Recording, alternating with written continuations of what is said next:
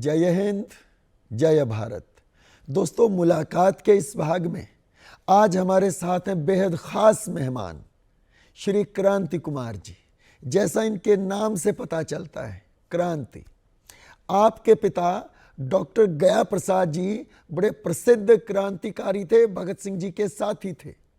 Lahore conspiracy case में जहां भगत सिंह, राजगुरु और सुखदेव को फांसी की सजा हुई, वहीं उनके 7 साथियों को आजीवन कारावास की सजा हुई थी। उन्हीं में से एक थे डॉक्टर गया प्रसाद भी। तो आज उनके बारे में बताने के लिए हमारे साथ हैं स्वयं क्रांति कुमार जी। भाई साहब, आपका बहुत बहुत स्वागत। नमस्ते, जय हिंद। नमस्ते सर, जय हिंद। आपका भी बहुत बहुत शुक्रिया है, बुलाया आपने मुझे, इसके लिए आपका भी, सभी टीम के लोगों का भी शुक्रिया है। आज बहुत अच्छा लग रहा है और बहुत दिन से हम बात भी करते थे इस बारे में। आप कानपुर रहते हैं जी। तो कि दिल्ली आना हो तो इस बारे में चर्चा हो, बैठ के बात करें डॉक्टर गया प्रसाद जी के बारे में। तो आज वो दिन आखिर आ गया। दोस्तों, मेरा गला बैठा हुआ है और हुआ यूं कि कल 20 जुलाई थी, क्रांतिवीर बटुकेश्वर दत्त जी की पुण्यतिथि थी। तो भाई साहब क्रांति कुमार जी भी और कई बलिदानी परिवारों के परिजन, जिनमें स्वयं बटुकेश्वर दत्त जी की सुपुत्री भारती बागची जी भी थी, भगत सिंह जी के परिवार से किरणजीत सिंह जी, राजगुरु जी के परिवार से सुखदेव के, कई सारे लोग इकट्ठे हम हुसैनी वाला गए और वहाँ बटुकेश्वर दत्त जी और बाकी बलिदानियों को श्रद्धांजलि दी। तो नारे लगा लगा के, बोल बोल के गला बैठ चुका। इसके लिए मुझे आप क्षमा कीजिएगा, मैं कम बोलूँगा। भाई साहब ज़्यादा बोलेंगे तो मुझे भी आराम रहेगा और आपको भी आराम रहेगा। ये आवाज़ नहीं सुननी पड़ेगी, कम सुननी पड़ेगी। तो भाई साहब शुरू से शुरू करते हैं। बताइए, जन्म स्थान कहाँ है, वो पारिवारिक परिवेश कैसा था जिसमें डॉक्टर गया प्रसाद जी जन्मे? डॉक्टर गया प्रसाद जी का जन्म 20 जून 1900 को कानपुर के बिल्हौर तहसील में खजूरी खुर्द गांव में हुआ था। ये एक जमींदार परिवार था, मिडिल क्लास का जमींदार परिवार था और सुविधा संपन्न और साधन संपन्न परिवार से जन्मे थे। तो डॉक्टर गया प्रसाद के एक्चुअली में देखा जाए तो 1857 में जो प्रथम स्वतंत्रता संग्राम है, तो उसमें हमारे पिताजी यानी डॉक्टर गया प्रसाद के दादाजी ने उसमें भाग लिया था। और उस समय वो युवा अवस्था में 20-22 साल के थे। उन्होंने अपनी एक आर्मी इकट्ठी की थी और अंग्रेज़ों से लोहा लेते हुए कई जगह वो घोड़े पर चढ़कर, उस समय ये कार्यक्रम होता था, तो वहाँ पर जाके ही अंग्रेज़ों से लोहा लेते थे। कई उन्होंने गुप्त लोगों से बना रखा था, लेकिन संयोग बस की उस लड़ाई में चलते हुए तलवार उनके एक बार सर पर लग गई, तो सर पर कट गया उनका और वो मरते मरते बचे थे। तब से उनकी तबीयत खराब रहने लगी थी और ये उन्हीं का प्रभाव था कि अपने पोते को बहुत ज़्यादा प्यार करते थे और उन्होंने 1857 की कहानियाँ जैसा उन्होंने देखा, जाना, समझा था, वो उनको सुनाई। तो ये बचपन में क्रांति का बीज उनके दादाजी ने बो दिया था। तो ये भावना उनके अंदर बचपन से ही आ गई थी, तो उसी परिवेश में पढ़े। लेकिन हमारे जो ग्रैंडफादर थे वो बहुत बड़े जमींदार के थे, उनका अधिकारियों का, हाँ, हमारे ग्रैंडफादर प्रसाद जी के पिताजी यानी चौधरी मौजीराम जी, और जिन्होंने 1857 के उसमें हिस्सा लिया था, तो डॉक्टर गया प्रसाद के ग्रैंडफादर थे चौधरी महादीन कटियार जी। तो उस समय चौधरी वगैरह लिखा करते थे। तो वो उसमें टाइटल में चलते थे। लेकिन ये जो हमारे ग्रैंडफादर थे, तो ये जमींदार परिवार, और जमींदार परिवार की अकड़न और उनका रौब रुबाब बहुत हुआ करता था और इनका उठना बैठना भी ऐसे लोगों के बीच में था। तो इन्होंने इस बात को नापसंद किया कि हमारा बेटा उन परंपराओं का पालन करे जो जमींदार परिवार से लीक से हटकर है। तो उन्होंने इस बात को पसंद नहीं किया था। अच्छा, हाँ। तो डॉक्टर गया प्रसाद का फिर वहीं पर एजुकेशन हुई, तो वो शिक्षा दीक्षा करते रहे। इसके बाद ये हुआ कि डॉक्टर गया प्रसाद ने ये सोचा कि अगर हम देश का काम करेंगे तो इधर जमींदारी, क्योंकि मेरे पिताजी बड़े बेटे थे, उस समय की ये परंपरा थी जमींदारी का सारा काम बड़ा बेटा ही संभालता है। तो बड़ा बेटा जो संभालता है, तो उन्होंने कहा ये तो बड़ा अत्याचार होगा, क्योंकि पिताजी ने हमारे बचपन में कुछ घटनाएं ऐसी देखी थी, किस तरह जमींदार परिवार लोगों के ऊपर आतंक करते हैं। वो अपने पिताजी के साथ जाते थे घोड़े वोड़े पर बैठकर, फिर वहाँ जमींदारी और लगान वसूली होती थी। किसी को मुर्गा बना दिया, किसी को 4 बेद की सज़ा दे दी, वो बेचारा गरीब है, तो कई जगह वो दे नहीं पाता था। तो इन्होंने के मन में वो था कि ये अन्याय और अत्याचार है और ये कहीं ना कहीं अंग्रेजों के कारिंदे होते हैं। तो इन्होंने कहा कि अगर हम घर पर रहकर तो नहीं देशभक्ति सीख सकते हैं और ये जमींदारी के काम में लगा देंगे, तो ये हुआ कि ये डॉक्टरी कर लें तो ये घर से बाहर हो जाएंगे, सेल्फ डिपेंडेंट हो जाएंगे और अपना काम सुचारू रूप से चला लेंगे। तो फिर इन्होंने हाई स्कूल पास किया, उस पीरियड में फिर इसका पीएमपी का कोर्स किया, इन्होंने होम्योपैथी का कोर्स किया, पहले तो एलएमएचएस की डिग्री ली, होम्योपैथी किया, इसके बाद आरएमपी का भी कोर्स किया आगरा से। और इसके बाद ये कांग्रेस में बाकायदा काम करने लगे थे सन 1921 के।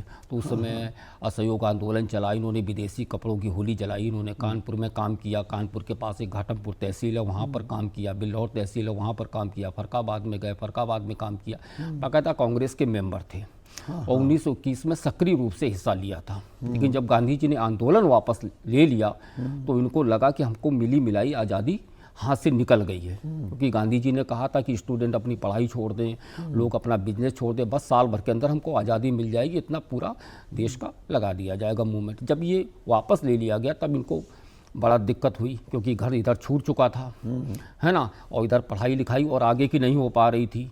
तो इसके बाद ये इन्होंने कहा कौन सा रास्ता चुना जाए, तो फिर ये इन्होंने सशस्त्र क्रांति का रास्ता चुना, जो बहुत लंबा संघर्षपूर्ण और जीवन और मृत्यु के बीच में करते हुए चलना। तो ये क्रांतिकारी पार्टी में की ओर अग्रसर हुए।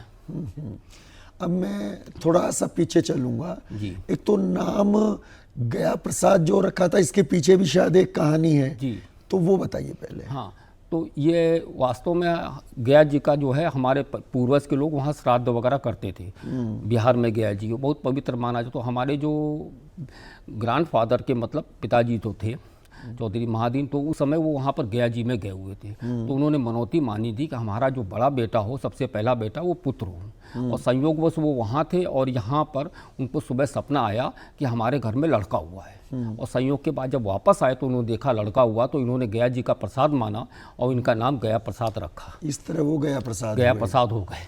आपने दो पढ़ाई के बारे में बताया। मैं एक तो जो इन्होंने होम्योपैथी की जो पढ़ाई की, वो डिग्री हासिल की, आपने क्या नाम बताया डिग्री का? LMHS, वो होम्योपैथी की डिग्री थी।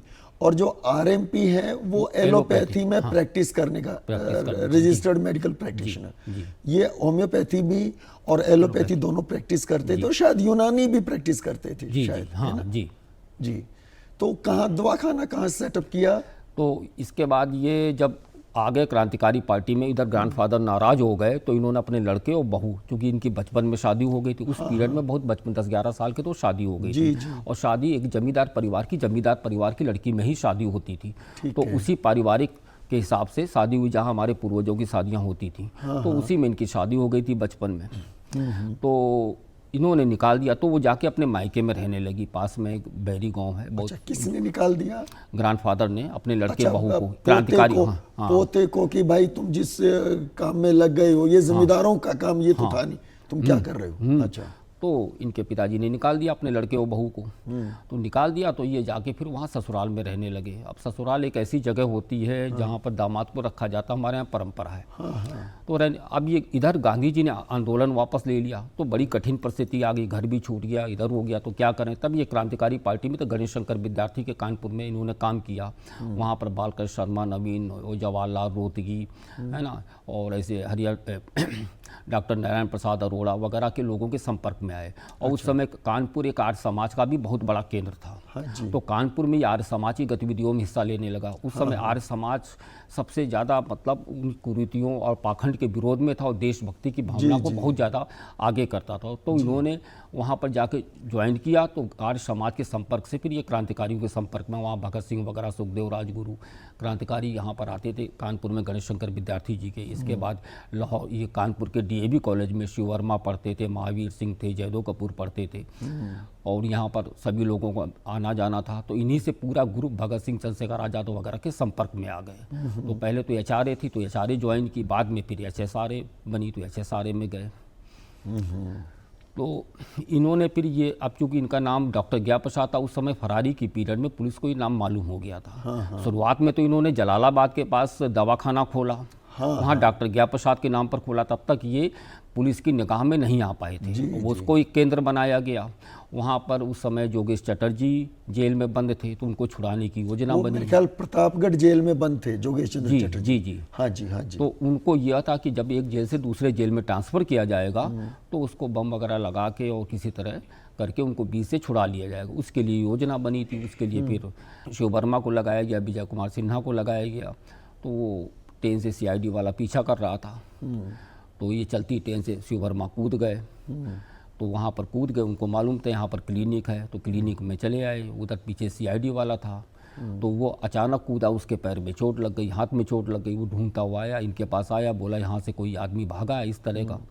तो इन्होंने कहा नहीं। तब तक चोट लगी तो इन्होंने उसको दवा दी और मार्फिया का इंजेक्शन लगा दिया और वो सो गया। वहाँ से इन्होंने केंद्र का पूरा सामान बटोरा और वहाँ से चल दिए। तो पहली बार ये वहाँ से चले तब ये हाईलाइट हो गए थे, पुलिस की निगाह में आ गए कि ये गया प्रसाद नाम का कोई क्रांतिकारी है, ये गतिविधियों में, हिंसक गतिविधियों में भाग ले रहा है। तो उसके बाद फिर लाहौर पहुंचते हैं ये, जी। और लाहौर से फिर आगे निर्णय होता है कि ये फिरोजपुर में दवाखाना शुरू करेंगे।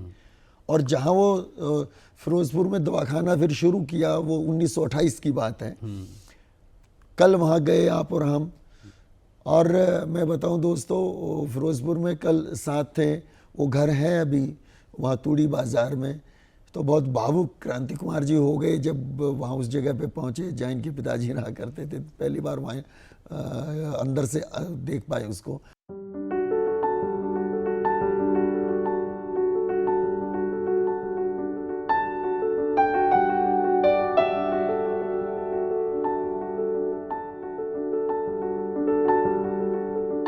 संजीव जी नमस्ते। नमस्ते। 2 साल बाद फिर से भेंट हो रही है आपसे। बहुत शुक्रिया आपका, आपने फिर दोबारा दर्शन दिए। और सुनाइए क्या हाल चाल? एकदम बढ़िया, बिल्कुल। ये तो तीर्थ है, हाँ जी, है ना, और आप इतने भाग्यशाली हैं कि उस तीर्थ पे आप रह रहे हैं। बिल्कुल बिल्कुल, उन्होंने दे चरण पे उठे ऐसी आपके बच्चों लगे बैठे हैं जी।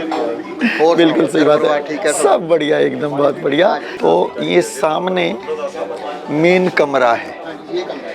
हाँ, तो इसमें वो रहते थे। और ये डॉक्टर गया प्रसाद जी उन क्रांतिकारी के सुपुत्र जिन्होंने गया प्रसाद जी ने किराए पे लिया था। डॉक्टर BS निगम के नाम से नीचे दवाखाना चला रहे थे, और नाम तो गया प्रसाद था, असल में तो डॉक्टर गया प्रसाद। तो ये वो भाई साहब कमरा, इसको हम देखें, संजीव जी ने इसको मेंटेन रखा है ओरिजिनल स्वरूप में, है ना। और इधर भी गली है एक सामने, इधर भी सड़क है, हाँ, सामने भी सड़क है, इधर गली है, और इसके लिए ये खिड़कियां हैं यहाँ रोशनी के लिए, हवा के लिए। तो 2 साइड ओपन, ये मोटे तौर पे इसमें कमरा एक है, और ऐसे इसमें 3 खिड़कियां हैं, इधर 2 अलमीरा हैं। अच्छा, ये भी सामने की खिड़की है, ये रूम है, रूम के सामने उधर भी ऐसी खिड़की है। अच्छा अच्छा अच्छा अच्छा, तो एक रूम ये भी है, और ये मंदिर आगे आ गया, उधर कमरा आ गया, यहाँ तक मंदिर आ गया। इसको जरा मंदिर को भी देखते हैं, मैं जूते उतार लेता हूँ। अंदर छोटा सा कमरा है, बिल्कुल छोटा सा। मैं अगर साइज की बात करूँ तो शायद इसकी चौड़ाई 7 फुट होगी और लंबाई 10 फुट होगी। और इसमें राजेश जी आप इसको दिखाएं, अंदर एक दरवाजा है, उधर के कमरे में से इस कमरे में आ सकते थे, और दरवाजा छोटा है ये अंदर वाला। इसकी हाइट मेरे ख्याल से ये 5.5 फुट हाइट का होगा, तो झुक के ही जाना पड़ता है इस कमरे में से उस कमरे में, और उस कमरे से मेन कमरे में। तो टोटल अब कहें तो 3 कमरे हो जाते हैं, है ना, 3 कमरे हो जाते हैं। अब आपने इसमें एक में आप मंदिर है, और एक स्टोर की तरह यूज हो रहा है, और एक अपना मेन बेडरूम। ये वरांडा हो गया।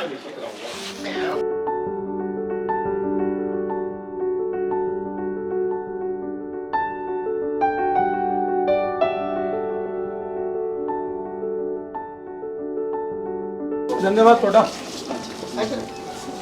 अच्छा जी, बहुत बहुत धन्यवाद। ईश्वर आपको बहुत खुशियां दे, खूब खुशहाल रखे, और हम यूं ही आते रहें आपसे। और नीचे कोई मिलेगा तो वो कैसा था, किन परिस्थितियों में वहाँ वो खुलता है दवाखाना, और वहाँ क्या गतिविधियाँ चलती हैं? ये जब ये क्रांतिकारी बन गए तो अब ये लाहौर जाने लगे, तो लाहौर से इनका संपर्क हुआ, और क्रांतिकारियों से, और सुखदेव ने इनको पार्टी में भर्ती किया था। सुखदेव उस समय पार्टी के मुख्य संगठन करता थे। और उधर दिल्ली में मीटिंग हुई, HSRA की मीटिंग हुई, और उसमें उस समय Hindustan socialist Republican association party का नाम रखा गया, एस शब्द जोड़ दिया गया, रशिया वगैरह की क्रांति से प्रभावित थे तो HSRA हो गया। उसका पहला गुप्त केंद्रीय कार्यालय फिर फिरोजपुर में बनाया गया, ये सुखदेव के आदेश पर बनाया गया। तो यहाँ पर पूरा मकान करीब होगा करीब 1200 स्क्वायर गज का, तो वहाँ पर जाकर 1200 स्क्वायर फीट का, हाँ स्क्वायर फीट का, 12 से 120 स्क्वायर गज का। तो वहाँ पर कॉर्नर का मकान, वो मकान किराए पर लिया गया। ये HSRA का पहला सीक्रेट हेडक्वार्टर था। यहाँ पर डॉक्टर गया प्रसाद ने अपने फर्जी नाम डॉक्टर BS निगम यानी डॉक्टर भगवान स्वरूप निगम, ये पिताजी के एक मित्र थे तो उनकी ये डिग्रियाँ ले आए थे।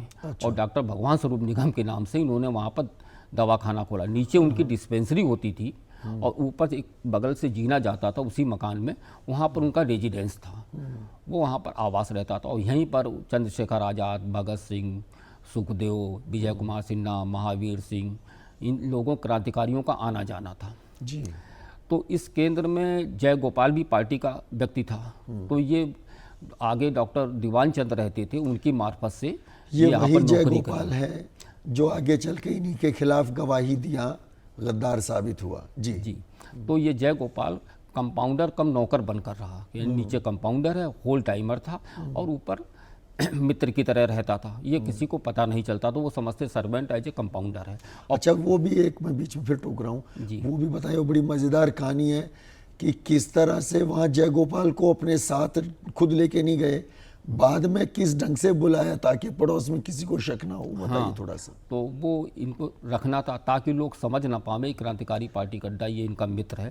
तो डॉक्टर दीवान चंद रहते, तो उनके मार्फत इसने ये फटे पुराने कपड़े पहन कर गया दीवान चंद के पास, वहाँ से कहा कि मुझे नौकरी चाहिए। और इधर डॉक्टर साहब गया प्रसाद ने उनको बता रखा था कि मुझे एक नौकर की ज़रूरत है, होल टाइमर चाहिए मुझे नौकर, जो हमारे घर का खाना बना सके, ऊपर रह सके और इधर डिस्पेंसरी का भी काम कर सके, थोड़ी बहुत अंग्रेजी जानता हो। तो ये दीवान चंद के पास गया, फटे कपड़े, बोले साहब बहुत गरीब आदमी हूँ। बोले कहाँ कहाँ काम कर चुके? बोले बनिया के यहाँ काम कर चुका, डॉक्टर के यहाँ काम कर चुका हूँ, ऐसे ऐसे करके कोई भी नौकरी दिला दीजिए। तब गया प्रसाद को बुलाया गया। गया ये इनकी दोनों की पहले से मिली भगत की मैं कौन सी दवाई पूछूंगा और क्या पूछूंगा आप बता देना। तो इन्होंने वहीं पर दवाई पूछी, किस काम आती, किस काम आती, अंग्रेजी पढ़ ले? तो बोले हाँ।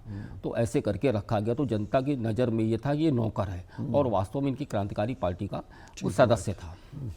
और ये मकान 10 अगस्त 1928 से लेकर के 9 फरवरी 1929 तक पूरे 6 महीने तक ये HSRA का केंद्र बना रहा और ये सक्सेसफुली चला। पुलिस वगैरह किसी को भी नहीं पता चला, मकान मालिक अलग रहते थे और नीचे दवाखाना चलता था और ऊपर इनका केंद्र चलता था। इसी मकान में ऊपर की मंजिल में सितंबर 1928 में भगत सिंह जी के केश और दाढ़ी यही काटे गए। जी।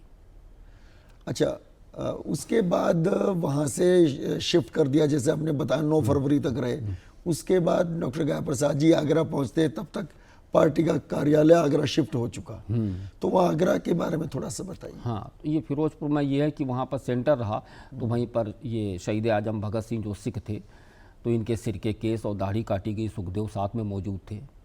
और इसके बाद वहाँ चांद के फांसी अंक की कुछ जीवनियाँ लिखी गई जो बाद में जब्त कर ली गई। इसके बाद एयर पिस्टल से निशानेबाजी सीखी गई थी, सांडर्स वध की, और तमाम सारी योजनाएं बनती थी। पार्टी का चूँकि केंद्र था इसलिए वहाँ बहुत सारी प्लानिंग वगैरह होती थी। अभी हम लोग आपके साथ गए हैं, मकान को देख कर आए, बड़ी खुशी मिली। इससे पहले मैं 3 बार और गया था, मुझे ऊपर जाने को नहीं मिला था एज ए मूवमेंट की वजह से। अब की बार गया तो ऊपर जाके देखा तो मुझे बड़ा भाव, मैं आपका भी आभारी हूँ कि आपने मुझे उस कमरे और उन जगह को दर्शन कराया जो किचन था, पूरा ऊपर छत तक गए। आभास हुआ कि मतलब मैं, लगता है कि मैं उस समय को वापस आ गया, मैं उस समय को देख रहा हूँ। ये आपकी भी, प्रदीप देशवाल जी, आपका बहुत बहुत धन्यवाद है कि आपने मुझे वो कराया दर्शन। ये पुलिस कभी नहीं जान पाई इस केंद्र को। इसके बाद ये आगरा केंद्र में जाते हैं, वहाँ डॉक्टर रामलाल के नाम से दवाखाना के एक मकान किराए पे लेते हैं, तो वहीं पर ये रहते हैं। तो और वहीं पर आगरा में जो नूरी गेट है, नूरी गेट के पास वहाँ पर योजना बनी थी, जो और ये जो पार्लियामेंट में भगत सिंह और बटुकेश्वर दत्त ने बम फेंका था, तो उसका निर्माण वहाँ पर हुआ था। ये आगरा केंद्र का ही वो था। तो वहाँ पर भी इन्होंने रखा और वहाँ पर 2-3 जगह मकान लिया गया था, नूरी के दरवाज़ा, हिंग की मंडी, नाई की मंडी में। नाई की मंडी में डॉक्टर गया प्रसाद ने अपना फर्जी नाम से ही लिया था, उसमें केंद्र चलाया इन्होंने। और वहाँ पर बहुत सा आगरा केंद्र ये रहा कि वहाँ और ज़्यादा क्रांतिकारी लोगों का इकट्ठे मिलन होता था और कई सारी योजनाएं बनी थी। वो मकान जो डॉक्टर गया प्रसाद ने वहाँ किराए पे लिया, इन्होंने रामलाल नाम बताया वहाँ पे, और आगरा कॉलेज का स्टूडेंट और दिल्ली सब्जी मंडी के निवासी अपने को बताया उस रेंट एग्रीमेंट को जब हम पढ़ते हैं।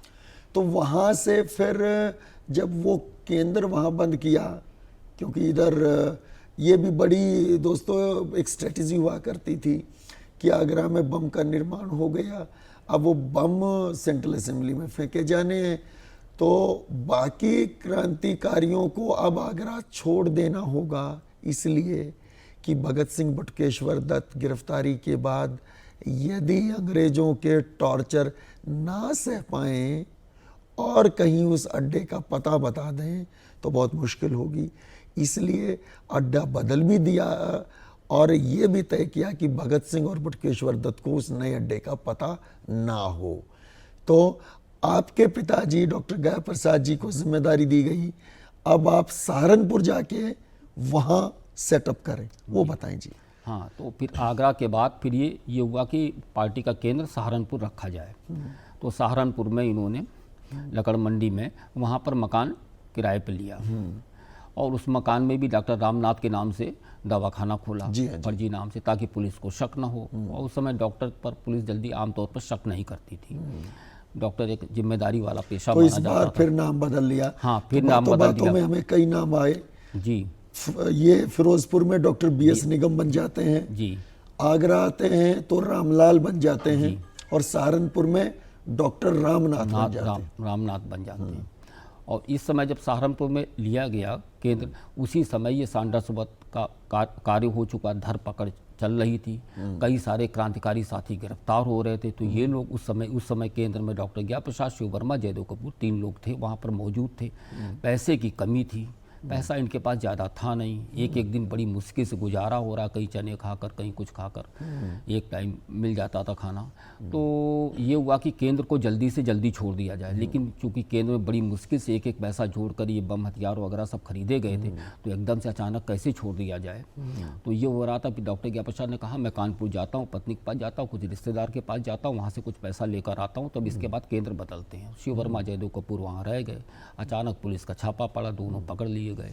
वो 13 मई 1929 का, हाँ 13 मई 1929 को ये लोग पकड़ लिए गए। खैर वहाँ का जो पुलिस वाला कप्तान था वो थोड़ा सा देशभक्त टाइप का था, तो उसने ये बात अखबार में निकलवा दी, छपवा दी, ताकि तीसरा आदमी इसको पढ़ के सावधान हो जाए। और इनको डॉक्टर गया प्रसाद को पता नहीं चला। ये वहाँ कानपुर से चले, जब कानपुर से चले तो भेष बदल रखा था, टोपी ओपी और दाढ़ी टाइप पे लगा रखी थी, मुस्लिम का भेष धारण कर रखा ताकि शक ना हो। इन्होंने सोचा कि अखबार खरीद लें, फिर ये सोचा 2 पैसे क्यों खर्च किए जाए, लाइब्रेरी में पढ़ लेंगे। तांगा किया, तांगा भी नहीं किया, वरना तांगे वाले से मालूम हो जाता शहर में क्या घटना हुई। उस समय सहारनपुर इतना बड़ा शहर भी नहीं था। और जैसे ये सुबह के झुरमुटे में पहुंचे, दरवाज़ा खटखटाया, पुलिस वाले ने दबा लिया। इन्होंने समझा कि हमारी पार्टी का काशीराम आया है। उसकी भी आदत जंपी लेने की थी और बहुत कस के जंपी लेता था। तो इन्होंने समझा कि तब इन्होंने कहा अरे आ गए। अंधेरा था, दिन उजाला नहीं हुआ था ना, पूरा नहीं हुआ था। तब तक वो पुलिस वाले चिल्लाए, बोले तीसरा भी आ गया। तब इनका देखा पुलिस से घिरे हुए, फिर थोड़ी बहुत बहानेबाजी करी, लेकिन उन्होंने नहीं माना। पूरी तलाशी हुई, सामान जब्त हुआ, मोहल्ले वाले बुला लिए गए, मोहल्ले वालों ने पहचान लिया, बोले हाँ यही है डॉक्टर रामनाथ, यही दवाखाना चलाते हैं। और इस तरह उनकी गिरफ्तारी बड़े नाटकीय अंदाज में हो जाती है। और पुलिस बड़ा खुश कि हमने बहुत बड़े क्रांतिकारी को पकड़ा, हमारा प्रमोशन हो जाएगा, हमको इनाम मिलेगा। और उसमें ये तलाशी लेना भूल गए। उस समय इनकी जेब में मोहनलाल सक्सेना और ये चंद्रभानु गुप्ता जैसे उस समय टॉप क्लास के वकील थे, तो इनका भी एड्रेस नेता भी थे। और ये उस समय इनका एड्रेस भी लिखा हुआ। उस समय योगेश चटर्जी वाली जो घटना थी उसको छुड़ाने की योजना बन रही थी। चंद्रशेखर आज़ाद से विचार विमर्श करना था। बहुत लंबा रजिस्टर टाइप के 2 पन्ने का वो लेटर था, उसमें पूरी योजना और लिखा था कि अगर कहीं पैसे की ज़रूरत पड़े तो ये इन दोनों लोगों के पास चले जाना, सुरक्षा करेंगे और पैसा भी दे देंगे। अब ये वहाँ चले, अब इनको चिंता हुई कि पुलिस वहाँ जाके तलाशी ले लेगी। इन्होंने पेशाब का बहाना बनाया, किनारे बैठ गए। वो पहले कहने लगे नहीं हथकड़ी दोनों हाथ की नहीं खोलूँगा, बोले पेशाब पैजामे में हो जाएगी। तब बड़ी मुश्किल से एक हाथ की हथकड़ी खोली, मुँह उधर कर लिया पुलिस वाले ने, इधर ही बैठ गए पैजामा खोल कर। अब इन्होंने सोचा कागज का क्या किया जाए, इसे फेंक देंगे तो उठा लेगा, टुकड़े कर ले तो पुलिस वाले टुकड़े टुकड़े करके जोड़ लेंगे। इन्होंने उसको लिया, पकड़ा और मुँह में डाल लिया। और उस समय लार इतनी बन नहीं पाई, लुगदी हो नहीं पाई और गले में जाकर फंस गया। हलक से बिल्कुल जान निकलने वाली थी, सेकंडों का काम था। तो इन्होंने इसे इशारा किया, हलक की आवाज़ निकली तो दौड़ के गया, पास में एक दुकान से पानी ले आया और किसी तरह वो पिया और अंदर वो चला गया। बस 2-4 सेकंड और रुक जाता तो वहीं मौत हो जाती थी। तो ऐसे करके वो पूरा निकल गया और पूरा रहस्य बना रहा। अरेस्ट हो गए। मुकदमे के पेपर जब हम पढ़ते हैं तो वहाँ पता चलता है कि जब इनसे पूछा गया अरेस्ट के बाद कि आपका नाम क्या है, तो इन्होंने जवाब दिया देशभगत। इनसे पूछा गया कि पिता का नाम, तो इन्होंने कहा नेचर। इनसे पूछा गया जात कौन है, तो इन्होंने कहा इंसान। और फिर पूछा रहते कहाँ हो, तो इन्होंने कहा भारत। और ये कुछ ऐसी बातें हैं जैसी चंद्रशेखर आज़ाद के बारे में बहुत बड़ा मशहूर है ना कि जब पहली बार जब अरेस्ट हुए तो उन्होंने मैजिस्ट्रेट के आगे ये बयान दिया था। इनका ये लाहौर कॉन्स्पिरेसी केस की फाइल्स नेशनल आर्काइव्स में अवेलेबल हैं, वहाँ उन फाइल्स को पढ़ते हुए ये चीज़ में पता चलती है। तो खैर ये गिरफ्तार हुए, मुकदमा चला, इनको आजीवन कारावास की सज़ा हुई और ये वहाँ आपके सेलुलर जेल रहे कई बरस, वहाँ लंबी भूख हड़तालें हुई, आंदोलन चले, वापस आए, देश आज़ाद भी हुआ। आपकी उम्र को देखते हैं तो आपकी तो जिसने नहीं सोचा होगा वो सोचेंगे कि कतई बिल्कुल बूढ़े होंगे, पर आप तो अभी बिल्कुल एकदम जवान हैं। वो एक बड़ी इंटरेस्टिंग स्टोरी है, बड़ी प्रेरक स्टोरी भी है। इनकी जैसे आपने बताया शादी पहले तो बचपन में ही हो गई थी, फिर दोबारा भी इनकी शादी हुई, तो वो क्यों तो दोबारा शादी हुई, फिर आपका जन्म हुआ, तो वो पहली पत्नी का क्या हुआ और क्यों हुआ, एक तो वो थोड़ा सा बताइए। हाँ, डॉक्टर ज्ञा प्रसाद की शादी उस समय बचपन में हो गई थी, रज्जो देवी जी के साथ हो गई थी। तो जबकि इनको निकाल दिया गया और ये क्रांतिकारी पार्टी में आ गए और इसके बाद ये गिरफ्तार हो गए। जब गिरफ्तार होने के बाद डॉक्टर ज्ञा प्रसाद को उम्र कैद की सज़ा मिली। फिर इसके बाद ये लाहौर, रावलपिंडी, मुल्तान जेल वगैरह में, कलकत्ता जेल में रहते हुए इनको फिर अंडमान की कालापानी जेल में भेजा गया। अंडमान की कालापानी जेल में उस समय भयानक अत्याचार होते थे, लोग अमानवीय पशुवत व्यवहार होता था। इसके विरोध में इन्होंने हड़ताल की थी और वो बहुत बड़ी हड़ताल थी। तो करीब 400 कैदी थे, सभी ने मिलकर हड़ताल की थी। उसमें पिताजी के केस के साथ ही महावीर सिंह भी शहीद हो गए थे। तो ये कुछ दिनों बाद ये अखबारों में छपा कि वहाँ पर लाहौर अंडमान की जेल में कैदियों ने भूख हड़ताल की। उस समय जो रज्जो देवी थी, असल में क्या, जब ये क्रांतिकारी पार्टी में, इससे पहले गौर घटना बता दूं कि क्रांतिकारी पार्टी में जब ये आए तो सुखदेव ने भर्ती किया। जब उनको पता चला कि ये शादीशुदा है, उस समय शादीशुदा व्यक्तियों को लिया नहीं जाता था। बहुत ज़्यादा अगर उसमें पूरी कन्फर्मेशन हो जाती थी इसके बाद लिया जाता था। सुखदेव ने कहा कि तुमने तो शादीशुदा हो, तुम्हें पार्टी में कैसे लिया जा सकता है। इन्होंने कहा नहीं, मैं मातृभूमि की सेवा करना चाहता हूँ। तो बोले जिसके साथ फेरे लिए उससे अपनी पत्नी से पूछ कर आइए, क्या वो इजाज़त देगी। ये अपनी पत्नी रज्जो देवी के पास आए, उस समय फरार चल रहे थे। आए, रात में पहुँचे तो उन्होंने पत्नी से कहा कि मैं क्रांतिकारी पार्टी का रास्ता चुन लिया है। अब इस काम में हमें कहीं ना कहीं मौत मिलेगी, मैं ज़्यादा दिन नहीं रह पाया, तो मैं फांसी पर चढ़ जाऊँगा या पुलिस हमको जेल में मार देगी या मुठभेड़ में शहीद हो जाऊँगा। तो तुम ये समझो कि तुम विधवा हो गई हो, क्योंकि हम दोबारा मिल पाएँ ना मिल पाएँ। ये सुन के पत्नी रोने लगी। तो पत्नी बोली ऐसा कैसे मुझे छोड़कर जा सकते हो, तो मेरे साथ तुमने 7 वचन लिए थे, ज़िंदगी भर साथ देने का वादा किया था, अब वादा भूल के हमको कैसे छोड़ के जा सकते हो। तो इन्होंने लक्ष्मीबाई, तमाम सारे क्रांतिकारी महिलाओं की उदाहरण दिए, क्या कि हम आपकी केवल तुम्हारी सेवा के लिए, अपने सुख के लिए, हम क्या पूरे देश की 30 करोड़ जनता को ऐसे अनाज छोड़ दें। हमारे देश की जनता तड़प रही है और हम उस देश में बलिदान हो सकते हैं, हम ये अपना योगदान दे सकते हैं, तो मुझे जाने दो। तो पत्नी भी खैर अच्छे परिवार की थी, तो उसने कहा कि ठीक है जाओ। तो उन्हें कहा, डॉक्टर साहब ने कहा हम ऐसे भरोसा नहीं करेंगे, दोबारा हम मिले ना मिले तो तुम समझो विधवा हुई, तुम मेरे सामने अपने माथे का सिंदूर पोंछ दो। और एक बड़ी दर्दनाक अविस्मरणीय घटना है। और पत्नी ने पति के पैर छुए और अपने हाथों से अपने माथे का सिंदूर पोंछ लिया और कहा जाओ बैरागी, जिस रास्ते पे चलना है जाओ, अब कभी अपने साथियों को धोखा मत देना। मातृभूमि की सेवा के लिए अंतिम जान तक भी लगा देना, हमारी तरफ से तुम फ्री हो। जी जी। हाँ, जब ये कालापानी जेल में भूख हड़ताल हुई तो 10-15 दिन बाद अखबारों में छपा, इनको सूचना मिली रज्जो देवी को कि हमारे पति खाना नहीं खा रहे हैं। उस समय पत्नी धर्मपरायण होती थी, पति के बगैर खाना नहीं खाती थी। उम्र कैद की सज़ा हो चुकी, काला पानी हो चुका, देश की आज़ादी का उस समय दूर तक नामो निशान भी नहीं था। और जो अंडमान की जेल में जाता था तो ऐसा लगता कभी जीवित वापस नहीं आएगा। तो इन्होंने सोचा हमारा पति खाना नहीं खा रहा है, बहुत दुख है, तो इन्होंने भी खाना पीना छोड़ दिया, लास्ट में दवाई और पानी लेना तक छोड़ दिया है कि हमारा पति भूखा है तो हम कैसे खाना खा सकते हैं। और उसी में इनकी प्राण त्याग दिए। उसका भी एक अलग स्थान है। लास्ट में उसने पानी भी छोड़ दिया, दवाइयाँ लेना छोड़ दिया, खाना खाना छोड़ दिया, और उनकी लगभग 1933 में उनकी मृत्यु हो गई। जी, कुछ कुछ ऐसी ही घटना क्रांतिवीर भाई बाल मुकुंद थे जी, उनको दिल्ली में ही फांसी हुई थी।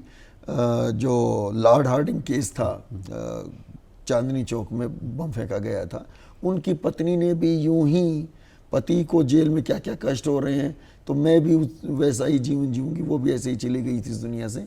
तो खैर देश आज़ाद हुआ, फिर दोबारा शादी हुई। जी, वो कब होती है दोबारा शादी? ये अब ये 1915 में 1929 को पकड़े गए थे। इसके बाद 10 फरवरी 1946 को लगातार 17 साल जेल में रहे। पंजाब की कई जेल, यूपी और आंध्रा, कर्नाटक, अंडमान, तो 17 साल लगातार जेल में रहने के बाद ही 1946 को रिहा हुए।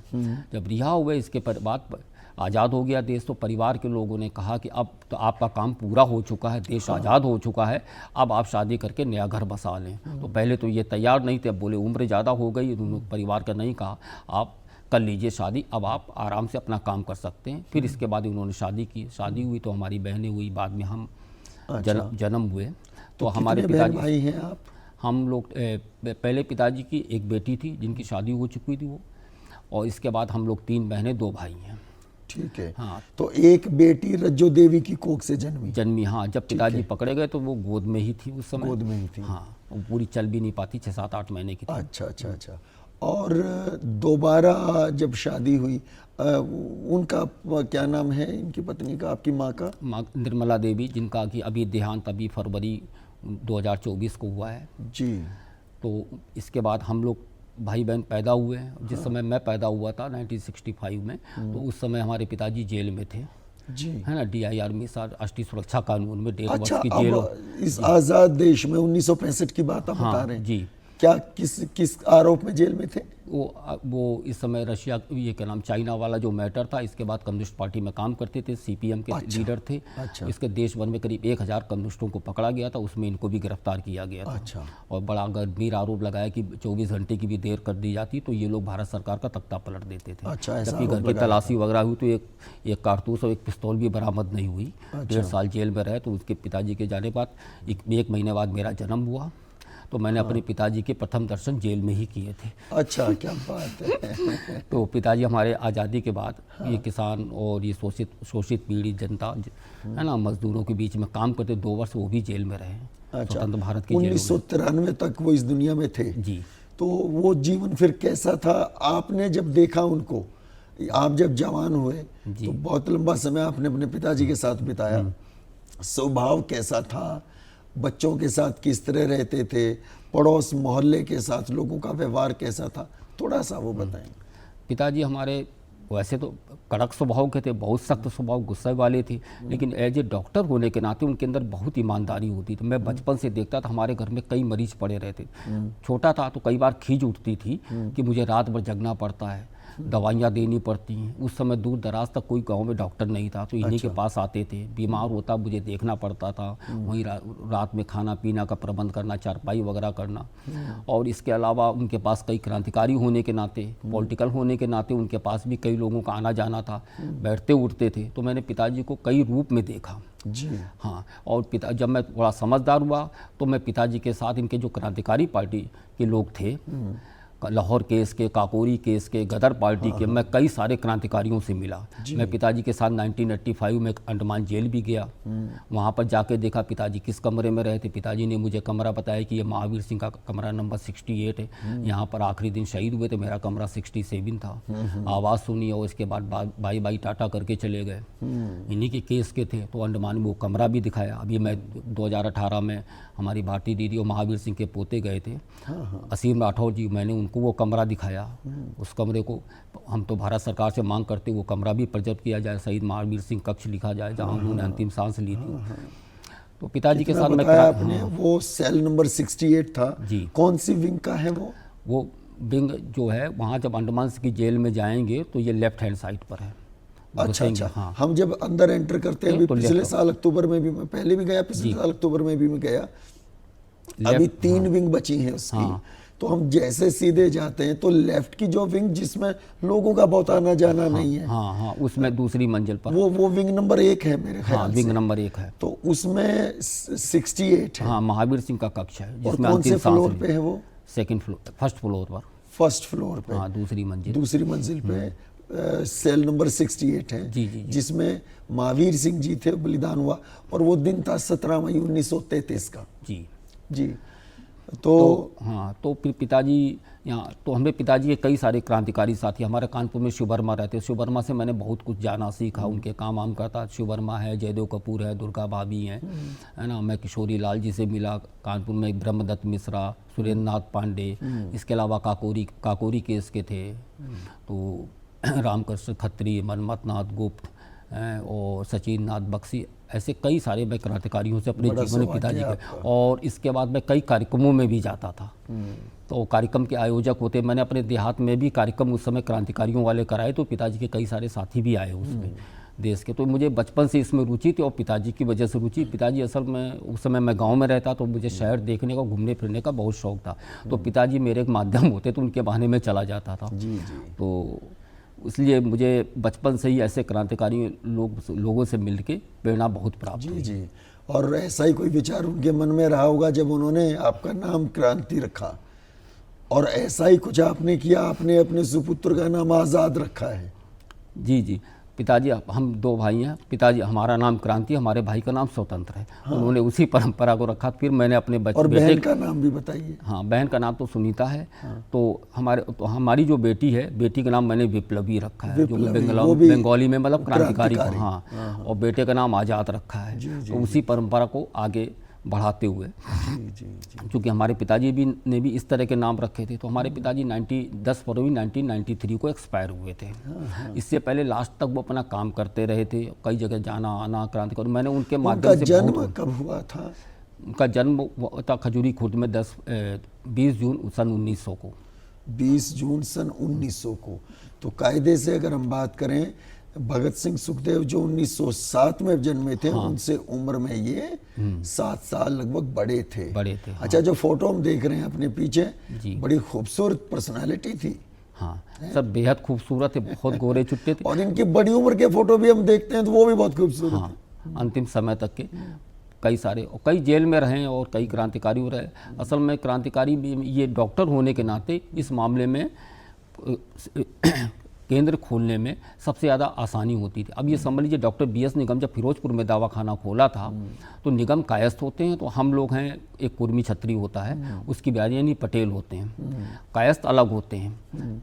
तो जब BS निगम के नाम से दवाखाना खोला तो शिव वर्मा कायस्थ थे और इनके पिताजी ने कायस्थ सभा में काम किया था। तो उन्होंने कुछ किताबें दे दी थी कि आप इसको पढ़ लीजिए, कहीं आपको शक ना हो कि आप डुप्लीकेट व्यक्ति हैं। तो इन्होंने वहाँ पढ़ना चालू कर दिया, कायस्थों का पूरा इतिहास पढ़ लिया। वहाँ पर लोग आने लगे, पूछने लगे कायस्थ, तो ये फटाफट बताओ मैं, तो शहर भर में चर्चा हो गई कि कायस्थों के बारे में बहुत ज़्यादा जानते हैं। और कायस्थ महासभा के सेक्रेटरी भी फिरोजपुर में चुन लिए गए थे। क्या बात है, ये नई बात मैं आज सुन रहा हूँ। फिरोजपुर में कायस्थ महासभा के जनरल सेक्रेटरी भी बने थे। किसी को शक नहीं हुआ था और उनको लगा कि वास्तव में ये कायस्थ है।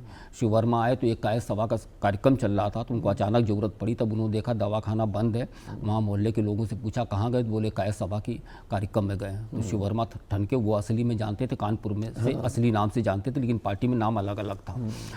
तो वहाँ पर गए तो ये कार्यक्रम की अध्यक्षता कर रहे थे। बोले मैं चौंक गया, कि ये इनको राजनीति का भूत कहाँ से सवार हो गया कायस्थ महासभा में। तो वहाँ पहुँचे तो बोले यहाँ क्या मामला है, तो बोले मुझे पिस्तौल कुछ सामान चाहिए, फटाफट चलो। तो बोले मैं अध्यक्षता कर रहा हूँ। तो वहाँ कार्यक्रम का आयोजक से कहा गया, बोले अध्यक्षीय भाषण सबसे बाद में होता है, आप पहले कैसे दे सकते, कार्यक्रम खत्म हो जाए। तो उन्होंने कहा हमारा भाई आया है, कुछ ज़रूरी काम, इसलिए मुझे जाना है। तब उन्होंने कार्यक्रम वहाँ डिक्लेयर किया कि मतलब अध्यक्ष महोदय पहले बोल देंगे, है ना, इनको बाहर जाना है।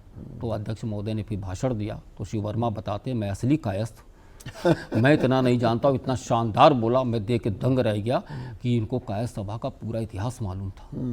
तो मैंने पूछा इतना कहाँ से जान के, बोले तुमने किताब दी थी, किसी को शक नहीं होना चाहिए, मैंने सारी किताबें रट ली और समझ ली। तो मतलब ये लोग इतने वो थे कि मतलब जो भी नकली काम करते उसमें आप कहीं भी शक नहीं करते। बहुत ब्रिलियंट और पढ़े लिखे पूरे लोगों का ग्रुप था। हाँ, ये बात सही आपने कही।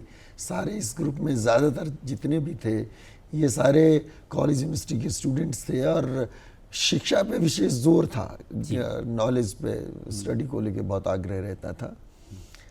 तो भाई साहब जैसे आपने बताया कि ये कम्युनिस्ट पार्टी में भी सक्रिय रहे, तो वो पॉलिटिकल लाइफ आज़ाद देश में कैसी थी, उसमें क्या इनका रोल रहा, थोड़ा सा बताएं। हाँ, देश की आज़ादी के बाद तो ये तो चुपचाप बैठे नहीं, क्रांतिकारी वाला जीवन इनका बाकी था। देश आज़ाद जरूर हो गया था मगर व्यवस्था अभी भी पूरी तरह बदली नहीं थी। इनका जो भगत सिंह और इनके क्रांतिकारी साथियों डॉक्टर गया प्रसाद वगैरह का जो उद्देश्य था कि शोषणविहीन समाजवादी समाज की स्थापना करना, जहाँ हमारे देश का लाभ जीवन के व्यक्ति, देश के अंतिम व्यक्ति तक पहुँचे, उसका लाभ समानता भाईचारा उसमें स्थापित हो। तो फिर इन्होंने फिर राजनीति में ये कम्युनिस्ट पार्टी में काम किया। कम्युनिस्ट पार्टी की तरफ से इन्होंने 1952 में चुनाव में भाग लिया और कुछ वोटों से हार गए। उस समय सीमित साधन थे, इनके पास ज़्यादा साधन नहीं थे। विधानसभा का चुनाव लड़ा था, उत्तर प्रदेश विधानसभा, बिल्हौर अकबरपुर की सीट थी। अच्छा। सीट का नाम था। तो वहाँ से जो पहला देश का आम चुनाव हुआ 1952 में, तो उसमें भाग लिया था। इसके बाद कुछ वोटों से हार गए थे। इसके बाद दोबारा निर्दलीय के तौर पर इन्होंने फॉर्म डाला था, चुनाव लड़ा। तो 1957 में सेकेंड आम चुनाव। अच्छा, तो 1957 में निर्दलीय लड़ रहे हैं। हाँ। तो क्या कम्युनिस्ट पार्टी छोड़ दी थी? नहीं, उस समय समझौता हुआ था सोशलिस्ट पार्टी और कम्युनिस्ट पार्टी में। अच्छा। तो ये सोशलिस्ट पार्टी की तरफ से लड़े थे, उनके पास अच्छा कैंडिडेट नहीं थी, आपस में समझौता था। फिर दूसरी बार जब लड़े तो कम्युनिस्ट पार्टी से इनका मतलब सोशलिस्ट पार्टी से उसने ज़्यादा सहयोग नहीं किया। तो इन्होंने दोबारा निर्दलीय की हैसियत से लड़ा। तो उसमें भी कुछ वोटों से हार गए, दोनों बार सेकंड रहे, रनर रहे। तो दोनों ही बार कांग्रेस जीती होगी ना। वो जमाना ऐसा था कि देश नया नया आज़ाद हुआ था, तो पूरे देश भर में तब तो सारा देश कांग्रेस के साथ ही था। तो उस समय हाँ कांग्रेस का ही कैंडिडेट जीता था। दूसरी बात ये कई 17 साल बाद जेल से छूट कर आए थे, कई लोगों से इनका संपर्क नहीं हो पाया था परिवार से, और सीमित आमदनी थी, पैसे भी सीमित थे, नई नई शादी हुई थी, डॉक्टरी इतनी ज़्यादा चल नहीं पाई थी। साइकिल से चुनाव प्रचार किया था उन्होंने। अच्छा। कुछ लोगों की टीम बनाकर, और उस समय भी सब गड़बड़ियाँ वगैरह होती थी जैसा कि सिस्टम का होता है। हाँ। सत्ता का। तो उस वजह से ये चुनाव नहीं जीत पाए। इसके बाद वो सीट रिजर्व कर दी गई। फिर इसके बाद वो चुनाव में नहीं भाग लिया। इस कम्युनिस्ट पार्टी में काम करते रहे। उन्होंने प्रदेश सम्मेलन भी करवाया बिल्हौर में। और इसके बाद जब ये पार्टी में डिवाइडेशन हुआ तब ये सीपीएम में आ गए। ये पार्टी के control commission, Uttar Pradesh control commission के चेयरमैन भी रहे। पार्टी में कई वर्षों तक काम करते रहे। अच्छा। तो दोस्तों ये थी आज की बातचीत क्रांति कुमार जी के साथ, इनके पिता क्रांतिवीर डॉक्टर गया प्रसाद जी के बारे में। ये जानकारी आपको कैसी लगी कमेंट बॉक्स में लिखकर हमको ज़रूर बताइएगा। जय हिंद, जय भारत। ऐसा बहुत बहुत धन्यवाद आपका। आपका भी बहुत बहुत शुक्रिया सर।